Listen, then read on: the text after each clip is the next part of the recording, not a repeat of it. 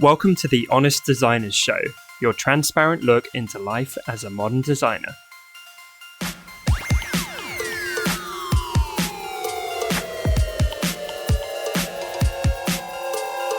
My name's Tom Ross, and I'm the founder at designcuts.com. And this week, I'm joined by my fellow Brit and hand lettering expert, Ian Barnard, and the incredibly talented South African illustrator, Lisa Glanz.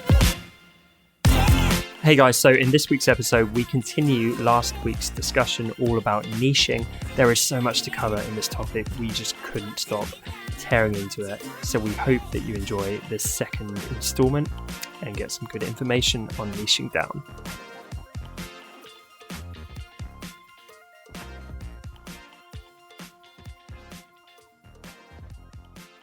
Can I try and give this is going to be hard to articulate, quite a convoluted analogy, but this seems to be the theme of the show. So imagine someone is single and there is potential that they could meet the love of their life on their first date, marry them or whatever, and be with them for the rest of their life. That happens. And when that does happen, that's a beautiful thing, and we can't criticize that. But more often than not, people have to go out there and date, try a few different people, a few different experiences, and then they end up committing to one person normally. And that is generally a more accepted and kind of better path to happiness than being the person who's 70 years old and still going hard on the dating scene and still dabbling and can't commit. Right. So it's okay to do it in the earlier days, like you say, Lisa, but it's generally good to narrow down the older you get and the more experience you get under your belt. Yeah. But it makes life easier. It does. Yeah. But just because you commit to this person, maybe you even marry them, or you say, want to spend the rest of our lives together, maybe you both change, or one of you changes, and you end up breaking up or getting a divorce 5, 10, 20 years later, and you go and meet someone else who's actually a much better fit for you. And that's fine too. Or a much better fit for you at that time. At that time, exactly. Yeah, you can't undermine where you were at before. You know, I mean, I don't regret what I did before. It's what happens if you've got children, aka you might have some employees? Then it's often the right thing to do to break up, but it's incredibly hard. But you have to kind of look out for your own interest, and ultimately you Otherwise can't just go through life being miserable. Yeah. But do you not think, I'm sorry, I know you're the king of analogies, Ian.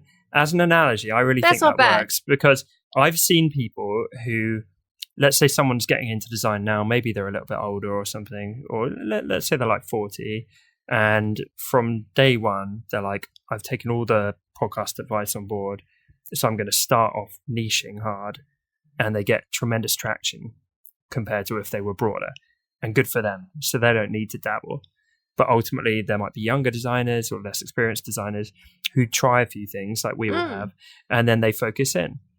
And either one of those people can pivot in the future if they get bored with it, and they can try something new. They're not constrained. So, yeah, 100%. Okay, so any final thoughts when it comes to niching? I don't want people to feel locked in. That's what really gets me, where they're like, I couldn't possibly do that. It's actually, I think the opposite happens, because I think when you are a jack of all trades and you don't feel completely specialized in a particular avenue, I think it feels more less stable. It feels less comfortable. And when you are become an expert in a particular field and a particular niche or genre, then life and creativity is that much easier, and it does then allow you to dabble and try other things on the side. And as we've said, during this whole recording, that you can actually do that and still incorporate it into your work. It doesn't mean that you must stop, creating and stop experimenting and growing. I mean, that's important. You have to be doing that. It's just that I think it's less it's less like fretting. It's less anxious. It's less. I don't know. I think it's much better. I agree. More confidence. Yeah. Right. Yeah, it's more confidence, and like You It's can, comf- own, it's- you can own your thing. Like no one. it's no one really comfortable. no one feels confident being like, sort of do anything for anyone, like we talked about. That's a horrible place to be. Yeah. I remember And- it. It's like desperation. Exactly. uncertainty, Yes. lack of Exactly. identity, Yeah. like- It's that's the thing. When you finally found that niche that you feel, I'm sure you feel the same way in, and you, Tom, because you have a niche of your own, even your personal brand. You're not second guessing yourself so much. It's like it feels like it's so yours, and like you created and it belongs to you. It's like an extension of you, and it feels just so natural. Versus the other thing of like you're trying to like shove yourself into all these different shapes, and it doesn't always fit. Yeah. An advantage of niching down is it's easier to talk about your work at parties.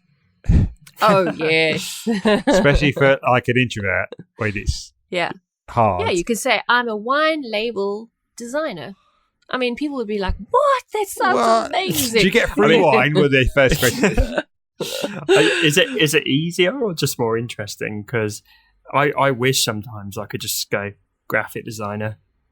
Because I feel like everyone's like, oh yeah, but surely when you're like, I draw letters, they're like, what do you mean? Like, Yeah. that's- The thing is, you say graphic designer, and they go, and cool. people just, cool. They just go, cool. And that's it.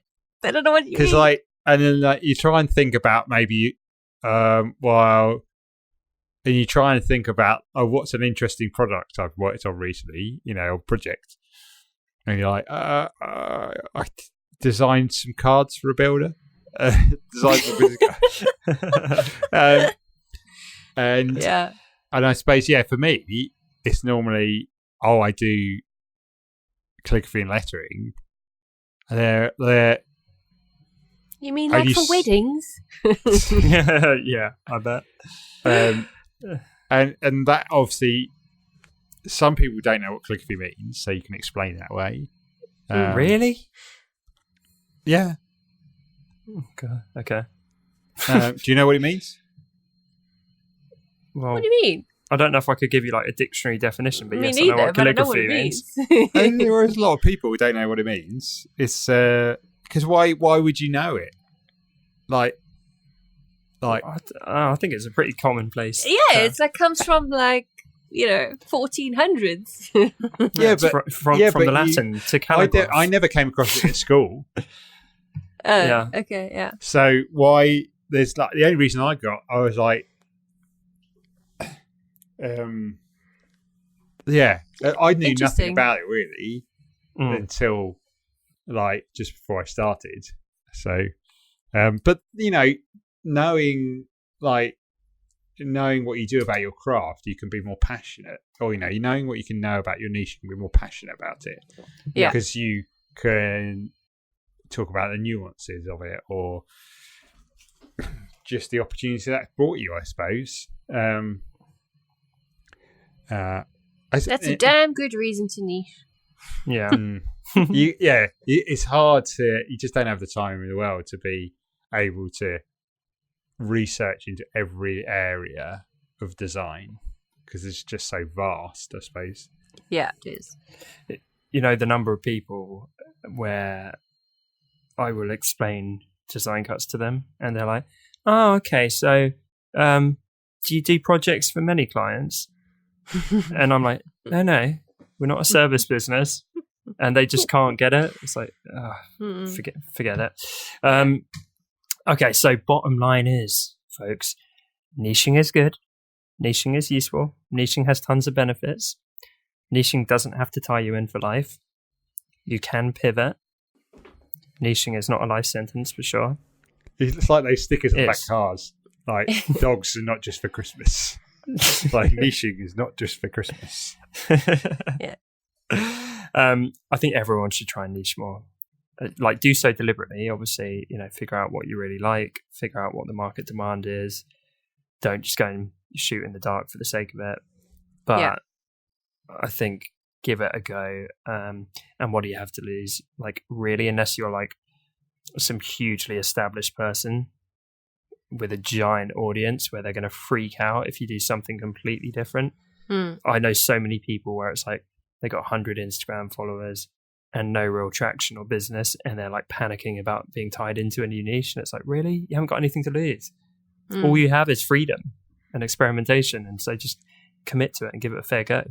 And, don't think that the opposite to niche is a bad thing. It's just the niching sometimes makes a lot of these things easier. It's easier. Rather than better, or, and the thing is, I don't know, because I didn't start doing what I'm doing now until I was 34. Would it have worked if I'd done it 10 years earlier? Maybe I needed those 20s to be able to experiment and to learn and to try all these things. So that the thing is, if you, because it might be the case, when you're like the grass is always greener, unless you've been over there and seen it and it's actually quite patchy. So it's like, I could have not done web design. I could have come straight out of like college, uni, and gone straight into lettering. But then straight out of college. Yeah. Sorry. Oh, I didn't go to university. I just went to college. And you could like, I wonder what web design's like. That looks really cool. And then you go like, and then you're just dreaming about that while you're doing your niche. And actually, maybe set yourself some time to just play.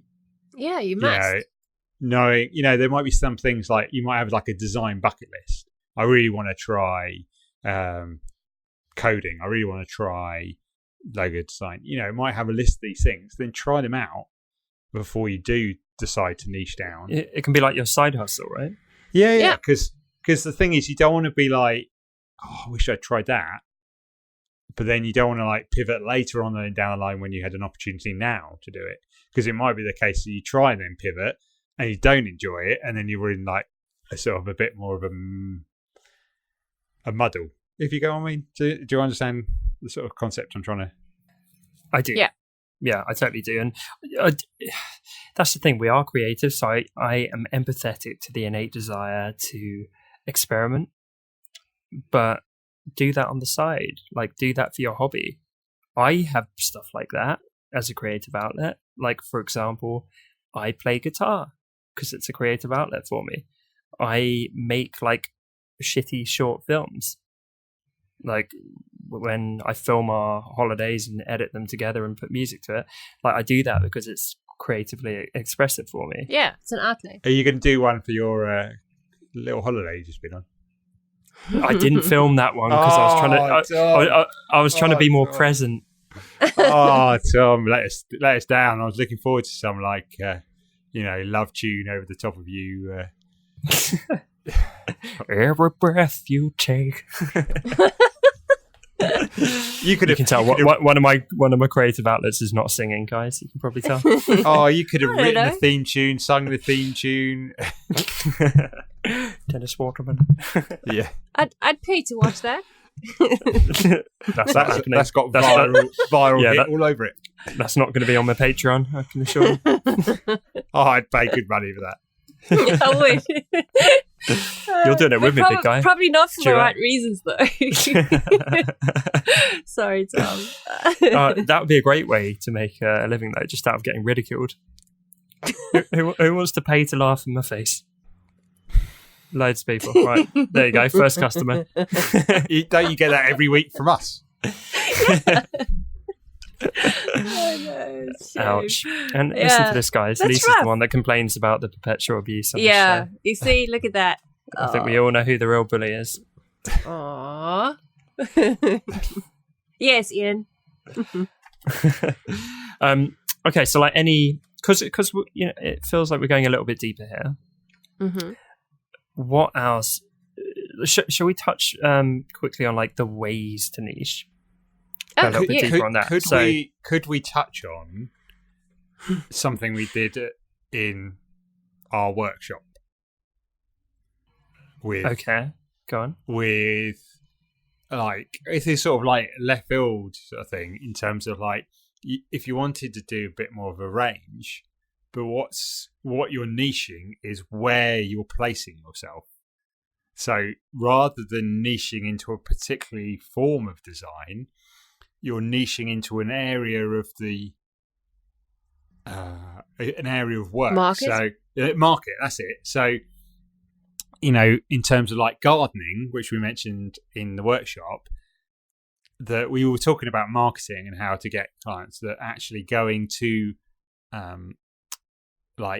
rather than going to another design convention where there's just other designers, you go and set up a stall as a designer at a gardening convention because you love gardening and you love design. So you're marrying the two up, but you're there as a whole service rather than. But you could just niche and just be like, I'm just doing logos for gardening companies.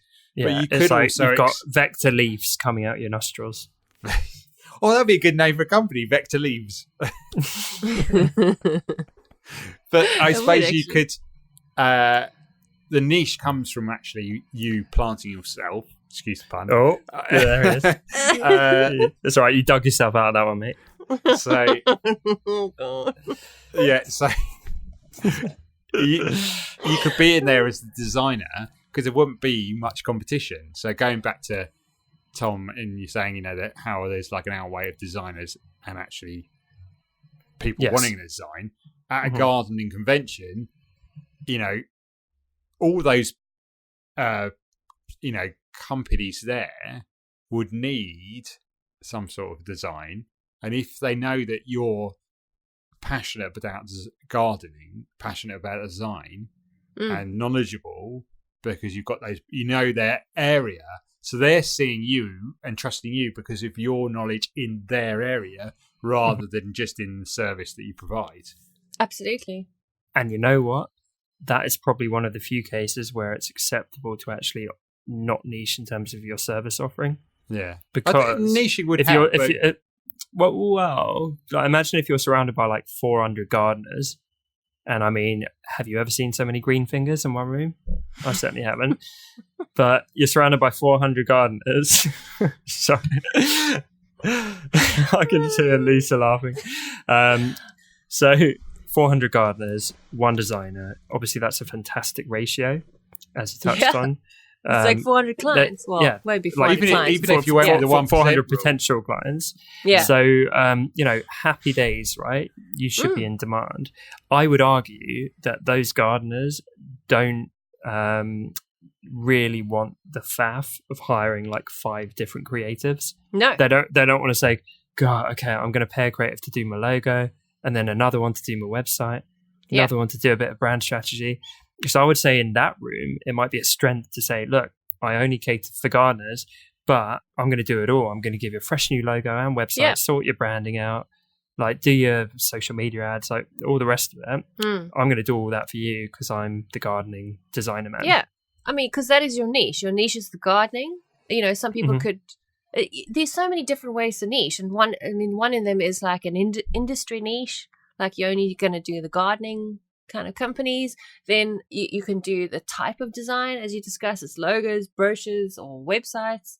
And I was just thinking back when I was doing a lot of brochure work, and I had a lot of clients that were like guest houses and things like that, like tourism kind of things, and they would appreciate my inside knowledge when it came to the size of a brochure, in terms of how it would look on display stands, making sure that it does fit into a display stand, what's the best kind of like cover for it, because a whole lot of people are walking past it. So when you start niching down, you are also offering kind of, as you were saying, Ian, like inside knowledge into an industry that they haven't even themselves thought of yet.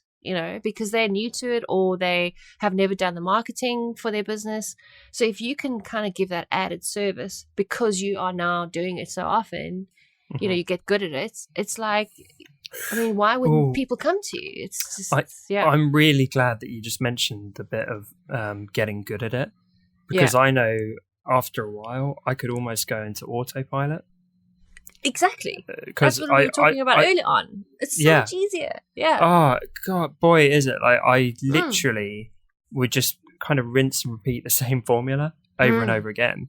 And even now, like you might have seen when I do some of the live website critiques. Yeah. Yes. Yes. I'm so comfortable doing them that literally I just jump on a live webinar in front of people, have a bunch of tabs open that I haven't even looked at, and just like do it in real time. And I can do it in my sleep because I did it so many times for clients and for other people. It's second nature.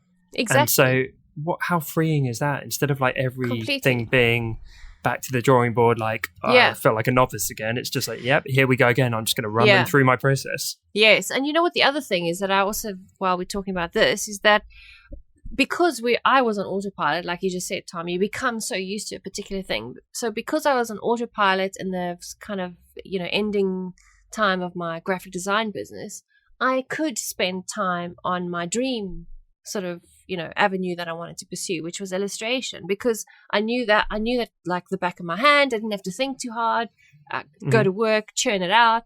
And then the others, like my brain space and my energy and everything, I could like kind of pour into my new avenue. And I think if you are juggling so many things that you feel unsure about, and then you still have to have the energy to like try something else, I don't know, it doesn't necessarily work. I don't know. Mm-hmm. No, you're completely right. And speaking of speed, that technically increases your hourly rate massively if you charge flat rate per project. Yes. Because by the end, I was quoting a month. I probably shouldn't admit this, but I would quote a month for completion, and I would normally do it in about 2 days. Yep. Because I could just fly through the project because I've done it before. Yeah. And the fee would remain the same, but the rest of the month, like you say, I could work on other stuff. Yep, that's exactly. Yeah, like, but before any listeners are like, oh, that sounds really nefarious, it's not, because it's arbitrary how long it takes. You're charging the rate for the work and for the outcome. Yeah. So you're saying it costs this much to get this outcome result for me. So time's irrelevant. Yeah. I never charged per hour because I knew I was, it sounds arrogant, but I knew I was faster than, I guess, I don't know, because you become an expert at what you're doing, you can churn it out. Mm-hmm. So I would lose if I charged an hourly rate. They would walk away smiling. Massively. Yeah, I've talked before on the show about market rates. That's like the average rate that someone in your job gets for your experience and skills and so on. Yeah. If you're twice as fast as the average person at your level, which it sounds like you were because you sounded prolific, then you're essentially halving your hourly rate if you charged in that format. Yeah. So that's why I always charged a flat fee, and that's why I was invoicing 40 jobs a month. That's so nuts. I wish I could have seen you back in the day. Do you remember? I still remember that episode, Lisa, the machine glands. The machine. Oh my goodness. So I think the two big ones are industry and service offering. Yeah. I feel like there's more. What else? Well, if we're talking about skill, you can for example, you could be an illustrator, or a letterer that also does design. So, your main thing would be like the fact that you are a graphic designer, but you're heavily sort of skilled in illustration. So most of your graphic design work is illustration based. So you could niche down like that. And same with lettering. There's also particular, as I just mentioned, like you could be really good at layout and just do a whole lot of kind of print layout work. You could there's so many different things. You could be the label queen. You could be a packaging king. You could be I hear you. So the same way my service offering was website design. Yeah. My industry was solo entrepreneurs, but I don't know what we're going to call it. My thing within website design was more conversions focused. And that's quite niche. Yeah, and is that? Could you do one of your illustrations, Tom, for that? As in like a Venn diagram. So what was it again? So it was web design for solo entrepreneurs. So what was that? What's that classified as? What's that? Your skill, wasn't it? Yeah. So Yeah, skill. so you have- Service. Yeah, You the have the skill skill. is web design. Yeah. And then the industry. Yeah, So- the industry or client type would be Solo entrepreneur. solo entrepreneurs. And then what's the third one? And if you want really specific, it was solo entrepreneurs who were typically earning more than 6 figures a year. I'm trying to come up with a Venn diagram where you've got So skill, industry, and It was what you were offering, like the reason for the website, which was conversion. Yeah. Or so it's kind of like unique offering, or it's like I think Seth Godin calls it your unfair advantage. So what it's do you like offer what that makes you- most other yeah. people can't? Because there's a lot of web designers out there. So it's like, let's maybe go- uniqueness. yeah, like unique offering. yeah, unique offering, skill, industry. Yeah, so the unique offering would be being more of a conversion specialist in my case. And the center would be a lot of mullah. Yeah, the old dollar sign. And then, I guess. I mean, you could literally, because of all those niched sort of levels, you could literally you own that market. It would be crazy for that Yeah. person to The go. thing is, the right in the centre is where obviously the most work and the most income comes from. But you can just have two of those. You can have a skill and Yes. an industry, like we were talking about the gardening one. That will still, you could have a skill and a unique offering, and that still works. Mhm. Yeah, you could have a skill and a unique offering, or a skill and an industry, or an industry and a unique offering. Or you could have just unique offering or skill or industry. Instead of unique offering, can we call it like unique value prop? What does That that even doesn't mean? roll off the tongue. It's more about Why don't you just va- value the value? yeah. you How can offer? about right. The value. Okay, so value. Because Unique value. because the idea is, like, just running with my web design example, if I was still doing that today, I basically would immerse myself in that network as I had started to do back in the day. So all the people I knew and connected with and followed and talked to on social media would all be solo entrepreneurs who were within that earnings bracket and so on. I would just get to know them all, provide as much value as I could with all of them. It's a very easy sales pitch, and it was back in the day, because I could just say, well, you're earning this much. If you let me redesign your site, I can increase that by 50 to 100% overnight. Yeah, it's like, why wouldn't you go with it? Yeah, and I just did that for these half a dozen people. So, here's my track record and testimonial. So it was quite literally a no-brainer. We made a very easy sales pitch, and that's the value offering. And then the service is obviously and what gets provided is a website redesign. Yeah. You could literally base an entire Skillshare class on that kind of diagram. Yeah. Just saying. Potentially, yeah, just to go deeper on it. Or I put it out on the Instagram for free. There's that. Follow me at Tom Ross Media. Tom Ross Media, that is, guys. Because you could dive into all of those avenues and explain them in detail. Yeah, I mean, when you guys did more client work, what would yours be, just to fill this exercise? Because I might actually, in fact, I'll tell you what I'm going to do.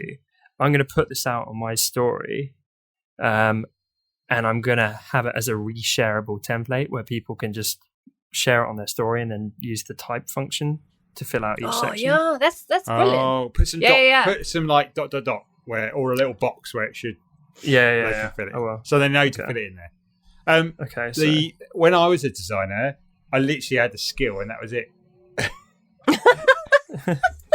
I like that. Well, I didn't like the industry. It was like I was stuck in skill, and I wasn't overlapping either of the other ones, and that's probably why I was going paycheck to paycheck, because I was waiting for it to come in and not really pushing into either something I was uniquely offering or the value I was pushing out.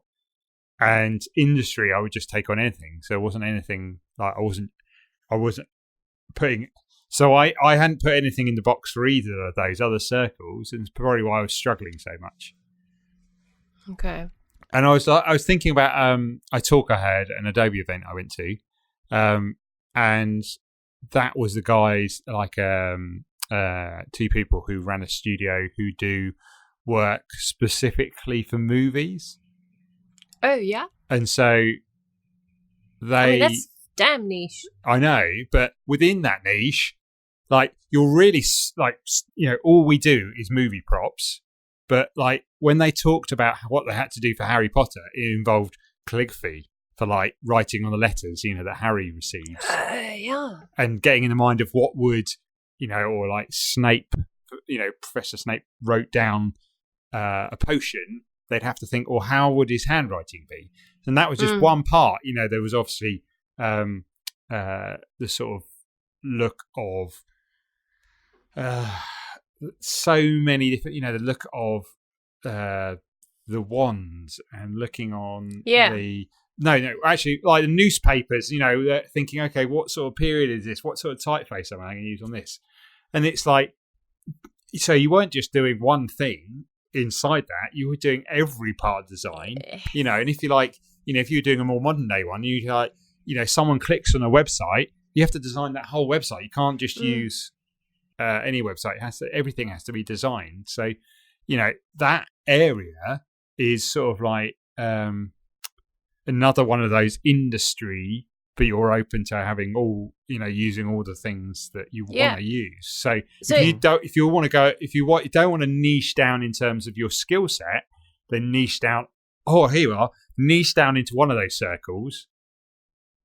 And then you can use all the other, you can, like, if you've got lots of different mini skills, you can then bring them into that area. So, but you probably find that those guys, as you mentioned, also niche down in the unique value that they offer, because they're probably like these super pedantic people that do some serious research and go the extra mile and, like really offer this amazing quality. I don't think that has to be like, you can worry like, I don't know if you can't think of the value at the moment or the unique offering, that actually, focusing on an area that interests you rather than like, because something, you can either focus on, okay, I'm just doing website design or just doing logos, like, Ian did with Logo Geek.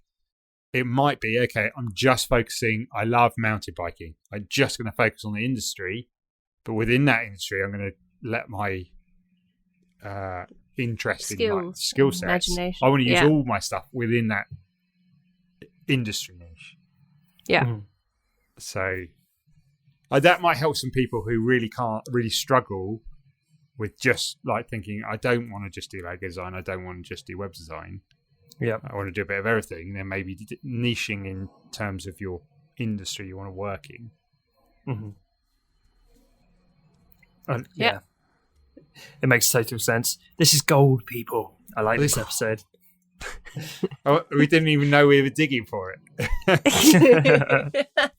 I like it though. This is like old school, where it's just us having a chat as mates, and then this obviously shows the power of just like bouncing ideas off people.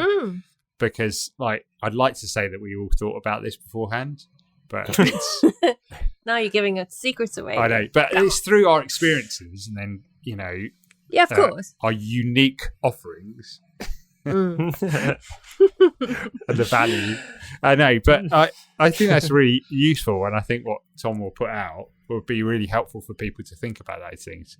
Because something that helped me was sorry, no, go ahead, mate. Something that really helped me was like thinking, what about design I don't like, rather than thinking about what I love doing and I want to niche down in. It was like, okay, let me help myself by.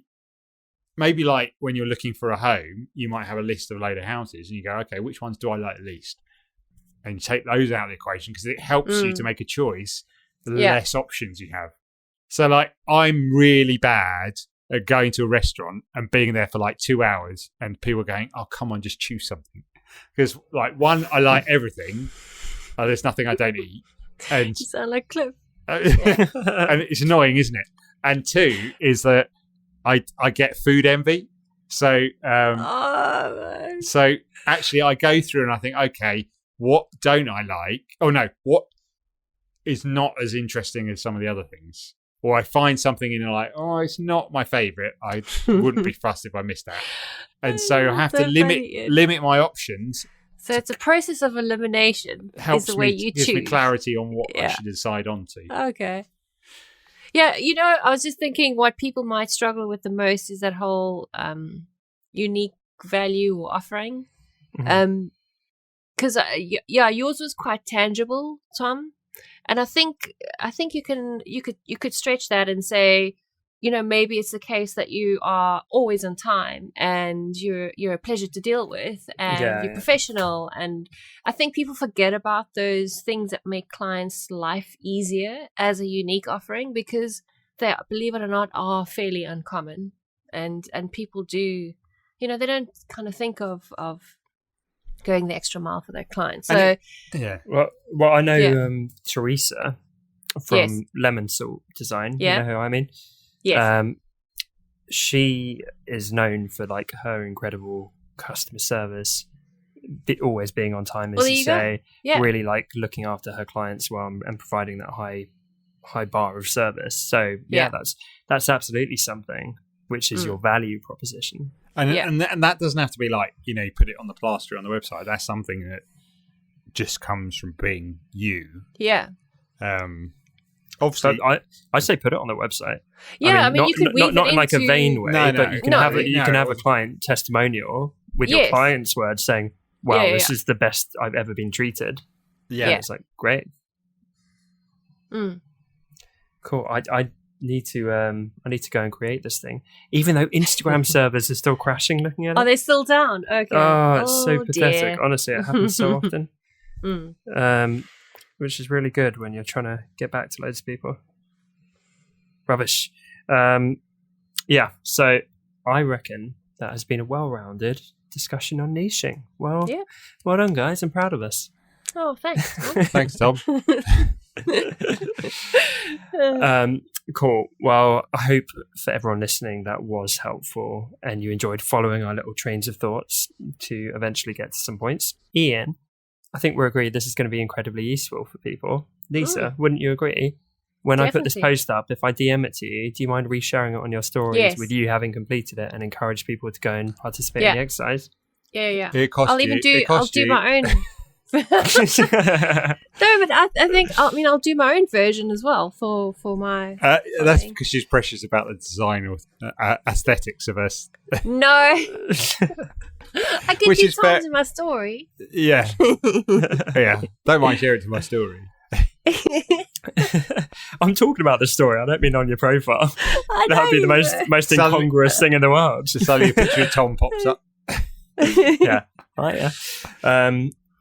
But yeah, like seriously, I will end on that. Like if you produce something which you truly think is going to be really helpful or valuable for people, don't be afraid to be like, have a look at that.